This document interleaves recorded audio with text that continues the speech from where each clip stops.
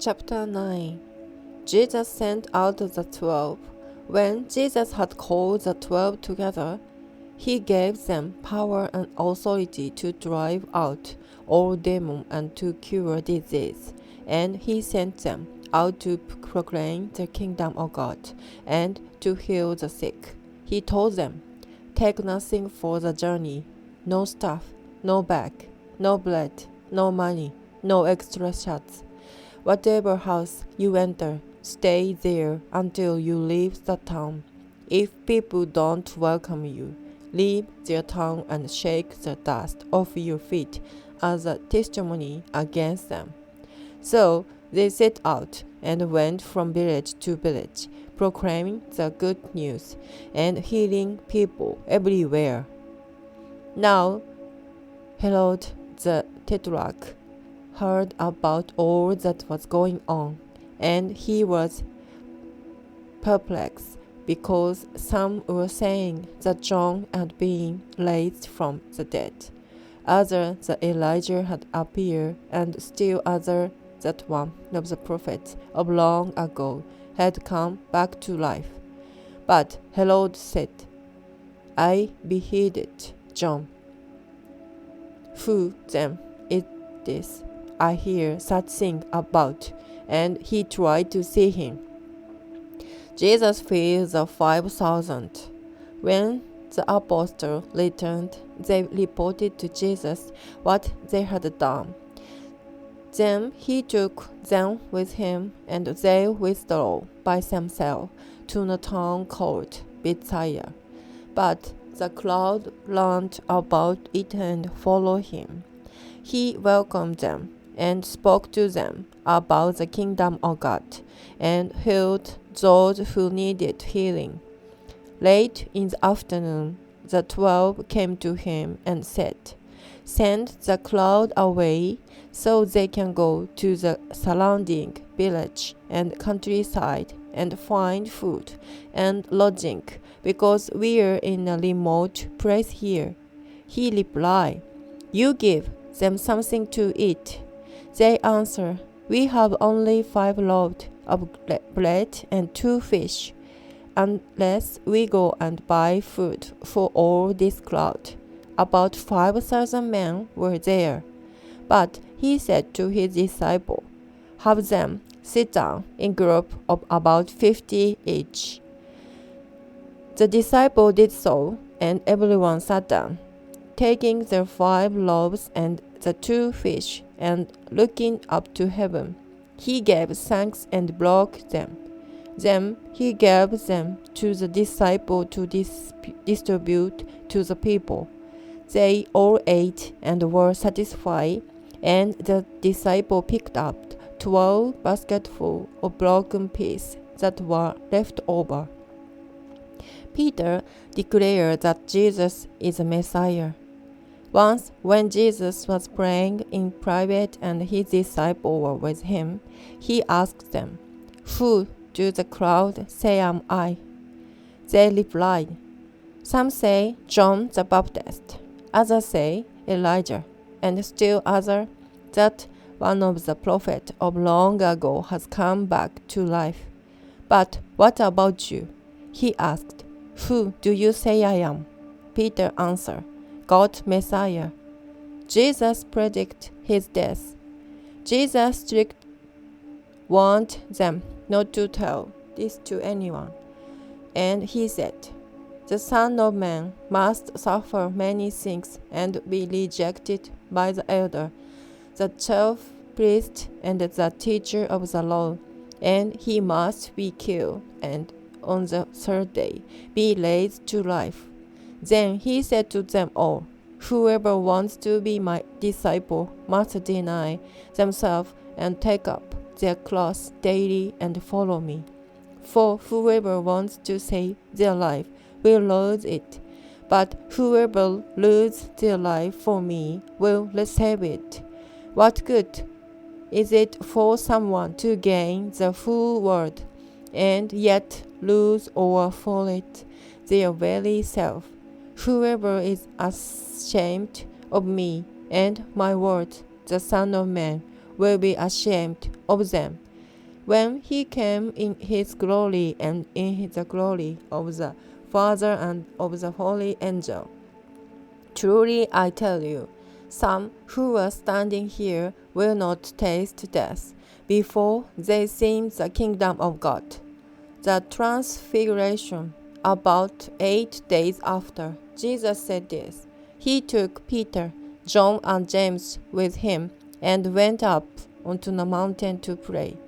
As he was praying, the appearance of his face changed, and his clothes became as bright as a flash of lightning.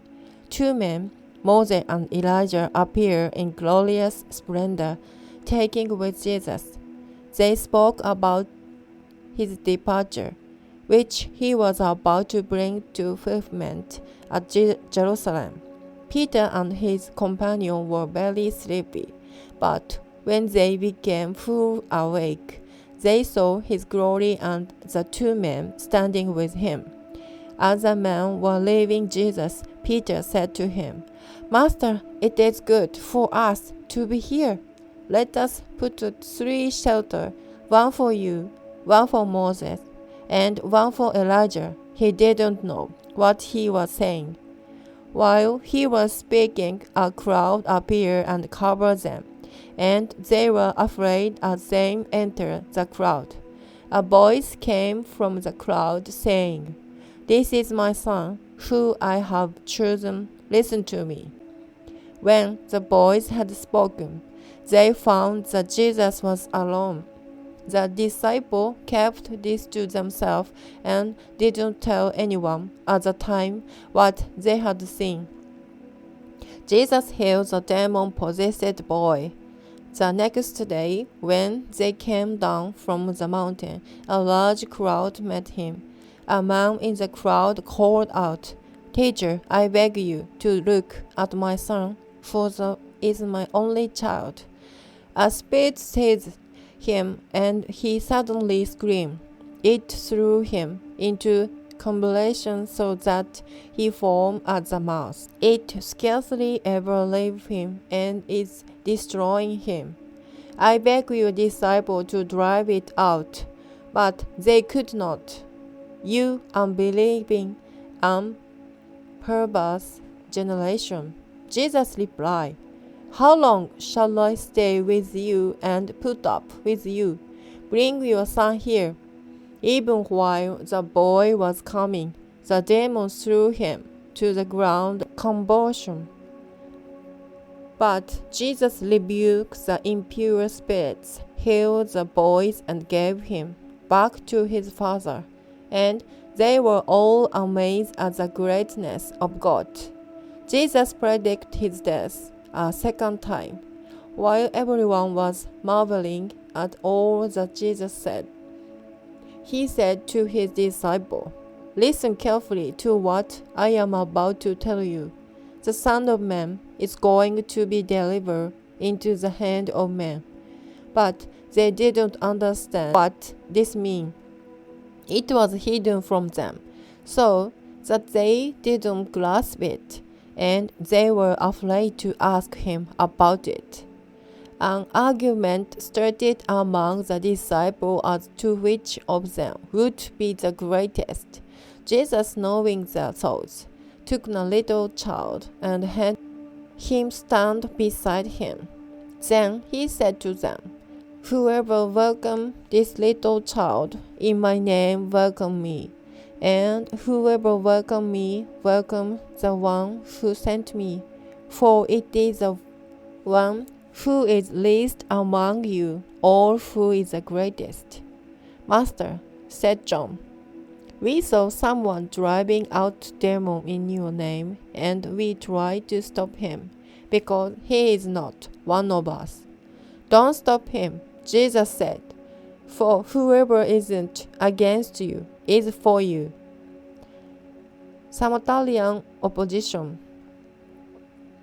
As the time approached for him to take up to heaven, Jesus resolved to set out for Jerusalem, and he sent a messenger on ahead, who went into a Samaritan village to get things ready for him. But the people there didn't welcome him, because he was heading for Jerusalem. When the disciples James and John saw this, they asked, "Lord, do you want us to call fire down from heaven to destroy them?" But Jesus turned and rebuked them. Then he and his disciple went to another village. The cost of following Jesus. As they were walking along the road, a man said to him, "I will follow you wherever you go." Jesus replied, "Foxes have dens and birds have nets, but the Son of Man has no place to lay his head." He said to another man, "Follow me." But he replied, "Lord, first let me go and bury my father." Jesus said to him, "Let the dead bury their own dead, but you go and proclaim the kingdom of God." Still another said, "I will follow you, Lord, but first let me go back and say goodbye to my family." Jesus replied, "No one who puts a hand to the plow and look back is fit for service in the kingdom of God."